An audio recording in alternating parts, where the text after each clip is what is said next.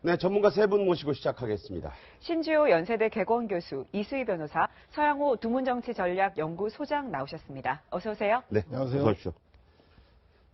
앞서 말씀드린 대로 어젯밤에 이 최순실 씨의 재판이 밤 10시까지 계속됐는데 재판이 끝나기 약 10분 전부터 최순실 씨가 고영태 씨를 상대로 직접 신문을 하는 장면이 벌어졌는데 그야말로 감정이 격하다 못해서 막장 드라마 같은 장면이 연출됐죠? 네, 그렇습니다. 거의 뭐 반말식으로 최순실 씨가 고영태 씨에게 얘기를 했다고 해요. 자, 첫 번째 얘기, 거의 인신공격 못지않은 얘기들이 나왔는데요. 이렇게 얘기를 했습니다. 직접 최순실 씨가 신용불량 걸려 있어서 통장 거래가 안 되지 않았냐라고 하니까 네, 고영태 씨는 저는 모르는 얘기입니다. 이렇게 얘기했고요. 네, 왜 몰라? 그리고 고민으로 개명하려고 했는데 마약 전과가 나와서 못했잖아 라고 하니까 자, 그거는 무조건 아니고 이랬습니다. 자, 이 네. 고민우라는 부분 이 변호사님. 예.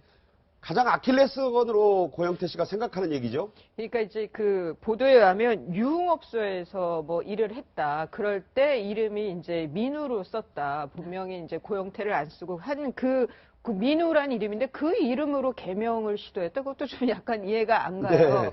본인이 이제 좀 지우고 싶은 얘기일 텐데. 네, 둘만 아는 얘기일 수도 있고요. 예, 그런데 이제 개명을 할 때 저런 전과가 있을 땐 그 개명이 허가가 잘 안 돼요. 그런가요? 그거는 법률적으로 맞는 얘기인데, 네. 아마 뭐 개명 신청을 개명 신청을 한 적이 없다는 얘기인 건지, 뭐 그 전과 때문에 안 됐다는 건지, 뭐 고영태 씨의 이제 그 답변은 무조건 아니라는 게 정확히 어떤 의미인지는 모르겠지만, 뭐 재판장이 그 막았죠. 그런 네. 질문 이제 더 판사가. 네, 막았잖아요. 그러니까 최순실의 저 심리 상태는 뭐라 그래야 돼? 이렇게 막 그 쥐어뜯고 싶은 거 있잖아요. 너무 얄미워갖고 네. 너무 막 어떤 그런 감정에서 나온 그 질문이 아닌가 싶습니다. 그러니까 신용불량자다, 뭐 옛날 얘기 막 공격한 거죠. 네. 그런데 이제 감정적인 어떤 그걸로 질책으로 보이기는 하는데요. 굉장히 저는 의도된 게 있다. 네. 그렇습니다. 네. 저렇게 그 질문의 내용 보면요. 이게 재판에서 최순실의 유무죄를 다투는 거랑 무슨 상관이 있겠습니까? 그러니까 뭐냐면요. 이 고영태가 얘기하는 메시지를 공격하는 게 아니라 네. 고영태라고 하는 메신저의 어떤 사회적 신뢰성에 흠집을 내기 위한 그런 네. 작전 아닌가. 신용불량자다. 뭐, 그렇죠. 예. 그러니까 고영태가 예를 들어서 뭐 검찰에서 진술한 내용이라든가 네. 뭐 이런 거 가지고 지금 최순실이 네. 반박을 하는 게 아니라 네. 고영태라고 하는 메신저의 네. 신뢰성에 대해서 계속 흠집을 내므로써 네. 그러니까 굉장히 감정적인 뭐 선을. 그 접근으로 보이지만 굉장히 나름대로 의도된 거다 이렇게 네. 보여줍니다. 근데 어제 현장에 있었던 기자 얘기에 따르면 이 최순실 씨가 굉장히 고영태 씨에게 속사포로 질문을 하고 그리고 얘기를 뭐 답변이 끝나기도 전에 바로 질문을 하고 그런 걸 보면서 자신의 혐의를 벗으려는 것보다는 약간 좀 분풀이를 하는 것처럼 느껴졌다 이런 얘기를 했거든요. 아니, 안 그렇겠습니까? 원수는 외나무다리에서 만난다고. 네. 이 넉 달 만이었죠. 그렇죠. 이 사건이 나기 전까지만 해도 일설에 따르면 그 차은택 씨에 따르면 내연 관계일 정도로 친한 아주 절친한 그 사이였던 사람이 바로 최순실 게이트가 터지면서 한쪽은 검찰 편에 서서 여죄를 밝히는 편에 서 있고 네. 한쪽은 막아야 되는 그 원수지간이 되었기 때문에 그런 것 같다는 생각이 들고요. 아까 앞서 신지호 의원께서 말씀하신 것처럼 하나하나 대응하다 보니까 제가 볼 때는 너무나 이 차고 넘치는 증거에 대해서 다 일일이 방어하기 어려우니 오히려 고영태 자체에 대해서 흠집을 내자는 생각으로 신용불량자라든가 마약 전과라든가 네. 그리고 뭐 이런 그 이런 신뢰받을 수 없는 증인의 증언이기 때문에 채택되어서는 안 된다라고 해서 그 개인에 대한 인신공격성으로 가는데 아마도 재판에 대한 것도 있겠지만 7시간 넘게 하는 것을 꼼꼼히 메모해서 그 반박한 거면 재판에 대한 반박 논리도 있지만 오히려 서운한 감정, 분노의 감정, 자신을 이렇게까지 궁지에 몬 거에 대한 감정도 섞여 있는 게 아닌가라는 게 어제 재판을 취재했던 기자들의 전언인 것 같다는 생각이 듭니다. 자, 지금 빨간 자막으로 여러분께 네. 보여드리는 것은 오늘 열리고 있는 재판에서 지금 나오고 있는 모습을 SNS 생중계를 통해서 전해드리는데요. 저희는 네. 어젯밤 얘기를 계속 하겠습니다.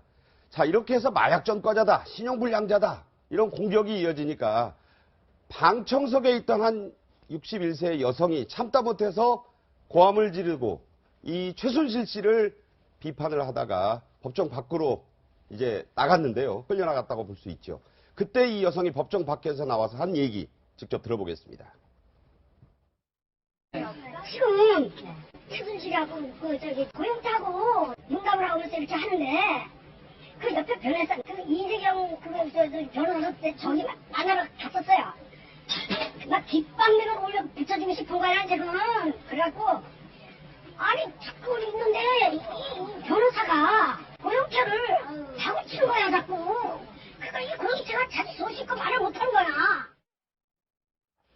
자, 이분이 법정 안에서 한 얘기를 저희가 정리를 해봤습니다. 네, 그렇습니다. 법정 안에서 이 고영태에 대해서 신문하는 걸 보다가 이렇게 소리를 치셨어요. 다그치지 마라. 증인을 왜 자꾸 다그치냐. 야, 돈이 그렇게 좋냐라고 하면서 이 최순실 씨 변호인단에게 돈이 그렇게 좋냐? 너무 화가 나서 잠도 못 자겠다. 너무 화가 나서 죄송하다라고 이제 제재를 받으니까 판사가 이제 그만하시죠 이렇게 하니까 죄송하다. 그런데 처벌을 받을 거다 이렇게 하면서 나갔습니다. 네. 이게 이제 신문을 하다 보면 저도 변호 일을 해보면은 이렇게 그 언성이 막 높아지기도 해요. 아, 네. 막 증인을 다그치기도 되고 하는데 그럼 이제 재판장이 나서서 적절하게 저런 건 조절을 하죠. 그런데 아마 저 어르신이 참지를 못하니까 네. 저렇게 말씀을 하셨고 또 그래서 결국은 퇴정인 게 아마 좀 쫓겨난 것 같아요. 경위한테. 근데 이게 지금의 많은 민심을 대변하는 것도 같고 그리고 또 하나는 재판의 본질적인 내용, 핵심적인 내용을 안 따지고 저렇게 증인을 망신 주기로 하니까 네. 그것이 이제 일반 상식선에서 봐도 좀 굉장히 받아들이기 어렵지 않았느냐. 그러니까 의도는 있었지만 근데 이 방식이 저는 이 변호인들의 이 방식이 참 치졸하다는 생각이 드는 게 네. 이게 보통 이렇게 변호인들이 해요. 저 사람 증언은 믿을 수 없습니다. 그래서 증인에 대해서 뭐 과거 전력도 내놓고 뭐 이렇게 하는데 네네. 이거는 지금 다른 객관적인 자료들이 많잖아요. 증거들이. 네. 그런 데서 제일 또 이런 면들을 드러내니까 이거는 좀 너무 치졸하다는 생각을 지울 수 없습니다. 네. 자, 그래서 이에 앞서서요, 이경재 변호사, 최순실 씨의 변호인이죠. 고영태 씨를 오랫동안 여러 가지로 이제 질문하고 몰아세웁니다. 그 중에서 결정적인 게 결별의 이유에 대한 대목인데 강아지 얘기가 또 나오면서 이렇게 얘기했습니다. 네, 사생활에 대해서 본격적으로 파헤치기 시작합니다. 이경재 변호사가요. 고시 월세방에 최순실 씨가 찾아갔는데 어떤 여성이 정유라의 애완견을 안고 있는 거 보고 최순실 씨가 깜짝 놀란 적이 있다. 이렇게 얘기를 하니까요. 그거 사생활입니다. 제가 답할 이유가 없습니다. 이렇게 얘기했어요. 그러니까 고영태 씨가 굉장히 현명하게 그냥 단답형으로 핵심을 찌른 것 같아요. 그러니까 내가 아까 얘기한 것처럼 내가 뭐 진술한 거에 진술이 어떤 문제점을 따져야 되는데 그러니까 지금 탄핵 심판도 그렇고요. 최순실 재판도 그렇고요. 모든 게 고영태와 최순실의 남녀 관계가 이게 그냥 파탄 나면서 고영태가 그것 때문에 허위 진술을 하고 무슨 태블릿 PC도 뭐 이게 무슨 뭐 조작된 거고 막 이런 식의 어떤 네. 그게 유일하게 지금 박근혜 대통령 또 최순실 측을 법정에서 대응하는 법정 전략의 네. 기둥인 것 같아요. 네. 그러니까 그거를 틈만 나면 계속 부각시키고 강조해서 고영태라고 하는 사람이 저 사람은 믿을 만한 사람이 아니니까 저 사람이 얘기한 거는 다 예를 들면은 그 신뢰성이 없다. 뭐 이런 작전 같아요. 자, 박근혜 대통령 측의 법률 대리인인 이중환 변호사 계속해서 이제 이 게이트 자체가 두 사람의 불륜 관계에서 비롯됐다는 주장을 했는데 어제도 이 얘기를 좀 더 강조해서 얘기했습니다. 들어보겠습니다. 대통령 대리인단이 파악한 이 사건의 발단은 대통령이 40년 직위로서 그 존재를 드러내지 않던 최서원이 고영태와 불륜에 빠지면서 시작되었습니다. 최서원과 대통령의 관계를 알게 된 일당들이 자신들의 이익을 추구하다가 실패하자 일부 언론과 정치권에 이 사건을 악의적으로 왜곡하여 제보함으로써 대통령이 추구했던 목표와 완전히 다른 사건으로 변질된 것입니다. 이 얘기를 한 건 아닌데 이제 이런 얘기를 어제도 보도자료를 냈거든요. 네. 아마 최순실 씨가 고영태 집을 찾아갔더니 그 여성이 개를 안고 있어서 깜짝 놀랐다는데 주목할 건 개가 아니라 여성과 함께 있었다. 그걸 부각하려는 예, 거죠. 쉽게 얘기하면 이 사람은 여성한테 상습적으로 접근해서 여성으로부터 무언가 얻으려고 한다.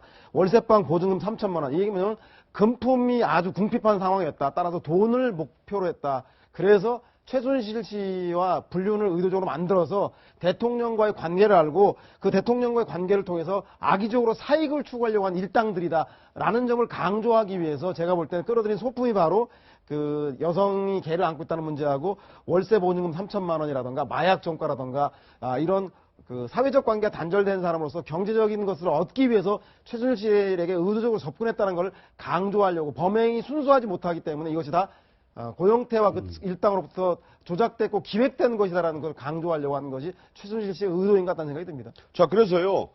고영태 씨도 어제 재판에서 이런 얘기를 듣고만 있지 않았습니다. 작심한 듯이 이 반박을 했는데 그 내용 중에 가장 중요한 게 바로 이 얘기입니다.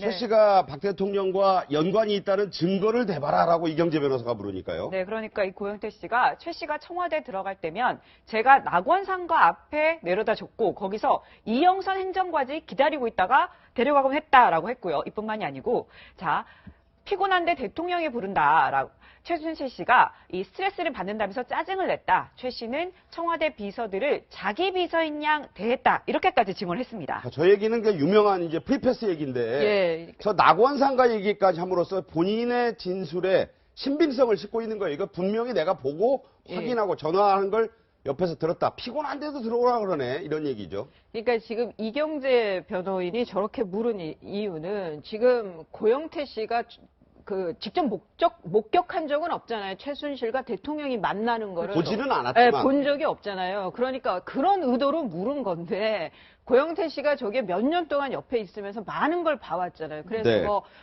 청와대를 들어갈 때는 어느 장소까지 자기가 데려다 줬고 그때부터는 이영선 행정관이 데려가 줬고 뭐 이렇게 해서 이제 결국 이경재 변호인의 질문이 자충수를 둔 건데 저는 그러니까 지금 최순실이 피곤한데 또 부른다. 스트레스 받는다. 이 얘기는 네. 뭐 정말 짜증이 났다기보다는 이제 아마 그 고영태 씨 앞에서 이제 위력을 의스대느라고 한 얘기 같아요. 이게 지금 최순실이 그동안에 이 지금 뭐 WK라든가 두 재단에 관련된 지금의 많은 제보들을 하고 있는 소위 이제 그 직원들, 부하들에게 보여줬던 지금까지 모습인 것 같다. 그걸 단적으로 어제 또 고영태 씨가 증언으로 이제 밝혀준 것 같습니다. 고영태 씨가 저게 진술이 구체적인 것이 청와대 근무해 보신 분들은 아는데 그 낙원상가 옆에 지난번에 신동욱 총재가 정권 초기에 민정에서 보자 그래서 갔더니 파고다공원 담벼락 옆에서 만나서 그 자기 신상에 대해서 물어봤다는 얘기가 나옵니다. 종로 2가 낙원상가죠? 바로 낙원상가 파고다공원 요 일대가 삼청동의 청와대로 가기에 직선 코스로 5분도 안 걸리는 거리입니다. 따라서 또 예. 가보신 적도 과거에 있죠. 예, 그렇습니다. 그래서 주로 보안 손님이 접선하기 좋은 데가 낙원상가 주변에 그 혼잡하기 때문에 아마 거기서 만나서 갈아타고 청와대로 가는 걸 보면 제가 볼 때는 고영태 진술은 아주 사실에 부합할 정도로 구체성을 가지고 있다라고 신뢰할 수 있는 진술이라는 생각이 듭니다. 자, 고영태 씨도 그러니까 법률적 조력을 바꿔서 이런 얘기를 해야 본인 얘기의 신빙성을 높였다 이렇게 해석이 되는데요.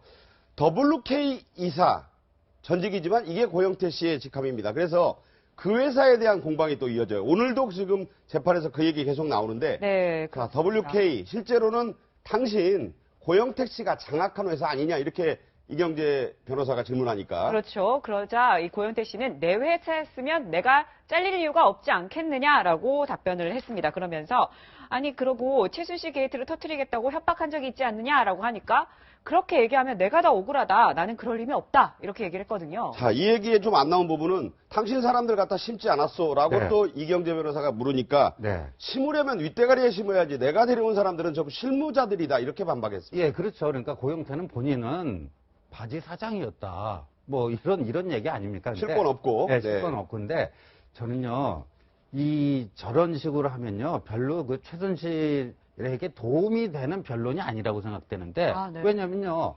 고영태가 불륜 관계였던 최순실과 박 대통령의 관계를 알아채고 뭔가 사익 추구를 하기 위해서 이런 게이트를 일부러 조작해서 터뜨렸다 이거 아닙니까? 네. 사익 추구의 구체적인 사례를 여러 가지를 제시해야 될 거 아닙니까? 그렇죠. 예를 들면 최순실이 국정농단을 해서 이게 사익을 추구한 거, 뭐 최근에 뭐 미얀마 뭐 커피까지 뭐 하려고 그렇죠. 그랬다. 네. 아주 구체적인 게 지금 뭐 수십 건이 되지 않습니까? 네네. 그렇죠? 뭐 삼성으로부터 어떻게 하고 말 뭐 10억 원짜리 바꾸는데 아니 지금 어제 나온 게요. 고영태의 사익 추구가에 월세방 보증금 3천만 원이 전부예요. 근데 네, 네. 그것도 고영태가 왜 1,000만 원을 부풀리냐. 2천만 원인데 그것도 갚았다. 네. 아니, 그러니까 고영태가 꼴랑 2천만 원 해먹으려고 그러면 이렇게 한 거냐. 아니, 그러니까 뭐 고영태가 사익 추구한 뭐 예를 들어서 미수에 그친 거라도 네. 뭐 여러 가지 없는데. 구체적인 사례를 제시해야지 그렇게 주장에 나름대로 어떤 뭐 신빙성이 좀 실릴 거 아닙니까? 네, 네. 아, 너무 빈약해요. 네. 자, 이래서 이제 저희가 제목을 붙이기를 이게 심야의 밤중에 막장 드라마다 이런 얘기는 급기야 이런 유치한 얘기까지 어제 나왔습니다. 어떤 얘기냐면요.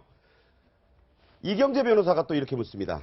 최 씨에게, 최순실 씨에게 당신이 돌 XXX, 이거 다 욕설이라서 저희가 저렇게 처리했습니다.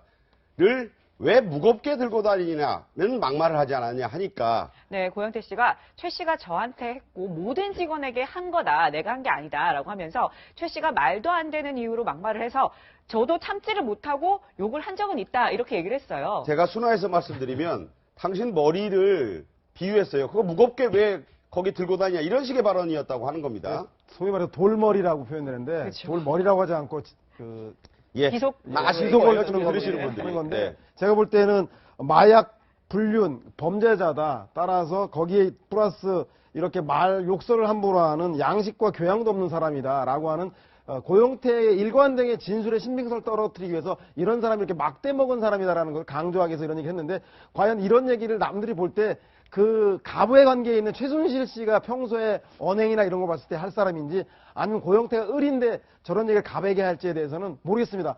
그것이 남녀 사이라면 있을 수 있을지 모르겠지만 저희가 볼 때는 만약에 그 최순실 씨 측 대리인들 많이 사실이라 치더라도 고영태가 의도적으로 접근했다면 더더군다나 저런 돌머리 이런 얘기를 할 수가 있었겠습니까? 저것만 보더라도 제가 볼 때는 저 얘기는 고영태 씨 진술이라기보다는 최순실 씨와 고영태와의 관계를 보여주는 모습이 아닌가. 즉 갑이 을에게 할 수 있는 이야기라는 것들이 오히려 무게가 실려서 최순실 씨 측의 변호인단에게 결코 유리한 질문은 아니라는 생각이 듭니다.